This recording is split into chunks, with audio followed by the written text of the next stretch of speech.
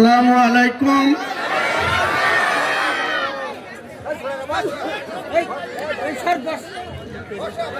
আপনাদের ত্রিমোহিনীতে আজকের এই যে আপনাদের কর্মসূচি বা সভা,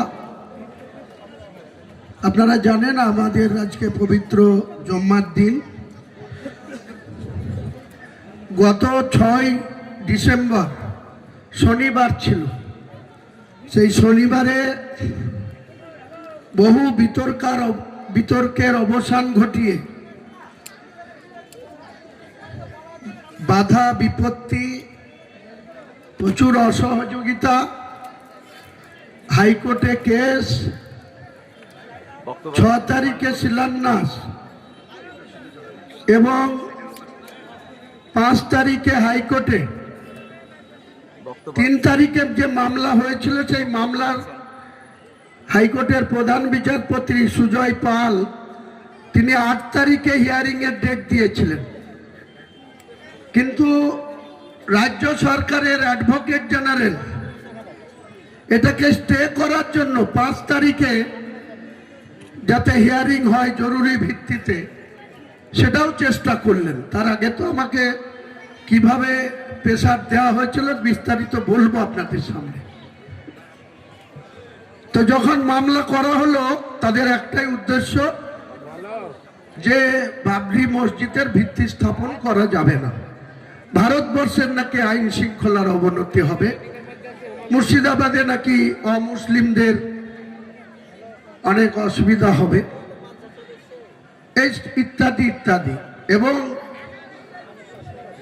হাইকোর্টের মামলার সাথে সাথে যখন রাজ্য সরকার, রাজ্যের মাননীয় মুখ্যমন্ত্রী নিজে পুলিশ মন্ত্রী, তিনি না বলে রাজ্যপাল আমাকে হোম অ্যারেস্ট করে ঘরে রাখার জন্য মুখ্যমন্ত্রীকে চিঠি করছেন। একটা রাজ্যের যখন নির্বাচিত সরকার থাকে, সেই সরকারের আইন শৃঙ্খলা দেখার সম্পূর্ণ দায়িত্ব সেই নির্বাচিত সরকারের থাকে, মুখ্যমন্ত্রীর থাকে, পুলিশ মন্ত্রীর থাকে। আমাদের রাজ্যের মাননীয় মুখ্যমন্ত্রী নিজে মুখ্যমন্ত্রী, পুলিশ মন্ত্রী, ভূমি রাজস্ব মন্ত্রী, স্বাস্থ্যমন্ত্রী, পরিকল্পনা উন্নয়ন মন্ত্রী, মাইনরিটি মন্ত্রী, 6টা দপ্তরের দায়িত্ব তিনি একা সামলান। আর কলকাতা তো বলতেই নেই, এরকম নওদা বিধানসভা, রেজিনগর বিধানসভা, ভরতপুর, মুর্শিদাবাদ জেলার 22টা বিধানসভার কারো কোনো গুরুত্ব নেই। কলকাতায় 11টা সিট আছে বিধানসভা, 8 জন মন্ত্রী, এক একজন 3টে-4টে করে দপ্তরের, শশী পাজা 3টে দপ্তরের মন্ত্রী, চন্দ্রিমা ভট্টাচার্য 4টে দপ্তরের, অরূপ বিশ্বাস 3টে ছিল, এই যে মেসি এসেছিল বিখ্যাত ফুটবলার, বিশ্বের আর্জেন্টিনার তারকা মেসি এসেছিল, সেটা মানুষ 25,000 টাকা, 15,000 টাকা, 16,000 টাকা করে টিকিট কেটে, শুধু বাংলার না, কলকাতার না, বাংলার বাইরে থেকেও তারা প্লেনের টিকিট করে মেসিকে দেখতে এসেছিল। মেসি বাংলায়, মানুষ ওই স্টেডিয়ামে প্রবেশ করে 27 মিনিট মাত্র ছিল, যার 2.5 ঘন্টা থাকার কথা বিশৃঙ্খলার চোটে আর মুখ্যমন্ত্রীর পরিবারের সদস্যদের আর অরূপ বিশ্বাস ক্রীড়ামন্ত্রী তাদের পরিবারের সদস্যদের নিয়ে 27 মিনিট ব্যস্ত থাকলেন।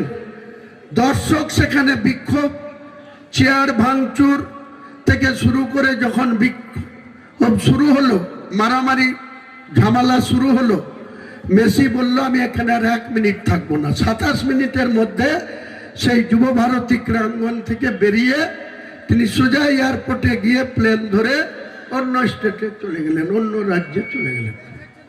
এই দায় কার? মমতা বন্দ্যোপাধ্যায়ের প্রিয় ভাজন অরূপ বিশ্বাসের। নাটক করছে এখন, তিনি ক্রীড়ামন্ত্রী থেকে পদত্যাগ করছেন আর সেটা অ্যাকসেপ্ট করে আবার 6টা দপ্তরের মুখ্যমন্ত্রী, তিনি আবার সেটার দায়িত্ব নিয়ে নিচ্ছেন অ্যাডিশনাল। অনেক কথা আছে গ্রামগঞ্জে, রাজা দান করছে কাকে? প্রচুর দান করছে রানীকে। তো সেই রকম অরূপ বিশ্বাস দায়িত্ব ছেড়ে দিচ্ছে। সেই দায়িত্বর আমাদের রাজ্যের রানী মা দায়িত্ব নিয়ে নিচ্ছেন, সব দায়িত্ব তিনার একা। আর যখন কোনো গন্ডগোল হবে তখন সেখানে তাদের বিরুদ্ধে আবার কেস করে দেওয়া হবে, অ্যারেস্ট করে দেওয়া হবে। যে মূল আয়োজক, সেই আয়োজককে অ্যারেস্ট করা হয়েছে। সে আছে কোথায় জানেন? যার জেল কাস্টডিতে থাকার কথা, এত কোটি টাকার ডিল হয়েছে, তাকে অ্যারেস্ট করে হায়াত হোটেলে রেখে দিয়েছে আমাদের গুণধর রাজ্য সরকার, হায়াত হোটেলে রেখে দিয়েছে। কেজি 1 থেকে দশম শ্রেণী পর্যন্ত নতুন শিক্ষাবর্ষে ভর্তি চলছে। শিশুদের খেলার মাঠ, সুন্দর পার্ক বিশিষ্ট এবং প্রাকৃতিক মনোরম পরিবেশে অবস্থিত AM আদর্শ নার্সারি শিশু বিদ্যাপীঠ, আবাসিক এবং দিবা আবাসিক, ত্রিমোহিনী, নওদা, মুর্শিদাবাদ। নতুন শিক্ষাবর্ষে আপনাদের ছেলেমেয়ের উজ্জ্বল ভবিষ্যৎ গড়তে এই শিক্ষা প্রতিষ্ঠানে কেজি 1 থেকে দশম শ্রেণী পর্যন্ত ভর্তির জন্য আবেদন করুন। এখানে কম্পিউটার এবং শরীর শিক্ষা প্রশিক্ষণ দেওয়া হয়। প্রতিষ্ঠানটি সিসি ক্যামেরার আওতায় রয়েছে। যাতায়াতের জন্য রয়েছে নিশ্চিত পরিবহন ব্যবস্থা। যোগাযোগ করিবার নম্বর 9382594587 অথবা 9647351038।